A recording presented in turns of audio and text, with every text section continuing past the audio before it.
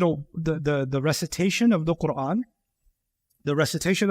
should be beautified.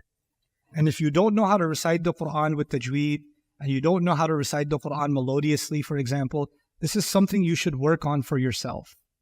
You should, one, be listening. If you like listening to a recitation of the Qur'an, that a qari that you like, somebody that you enjoy listening to, listen to them. Put them on and listen to them. Make a habit out of listening to the Qur'an. While the study of the Qur'an and the engagement with the Qur'an, that all has its purpose. But listening to the recitation of the Qur'an has its own purpose. But ultimately, even the listening should be replaced with what? With yourself reciting the Qur'an.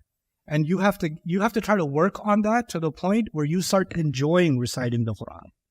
And when you do that, that is actually when you're starting to have a real relationship with the Qur'an. People say, I want a relationship with the Qur'an.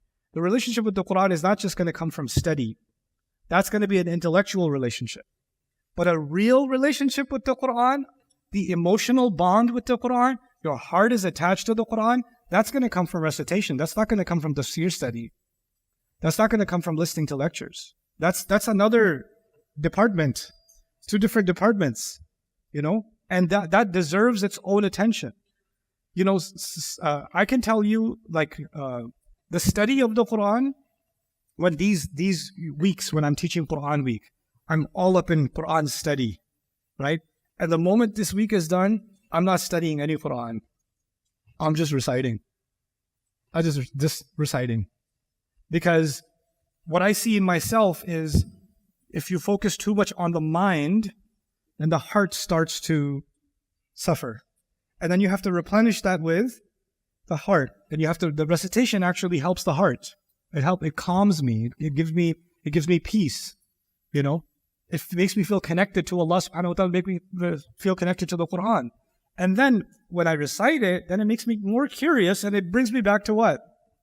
The study. And then the study makes me want to go back to recite. And there's this kind of, there's the يَتْلُو عَلَيْهِمْ آيَاتِهِ وَيُزَكِّيهِمْ on the one side, and then the يُعَلِّمُهُمُ الْكِتَابَ وَالْحِكْمَةِ on the other side. And that should be every person's life, like a little bit of time in the recitation, a little bit of time in the study, and you're building your relationship on both fronts with Allah's book.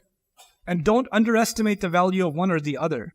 Like, people get on extremes and say, oh, you don't even understand what you're reciting. Why are you even reciting it?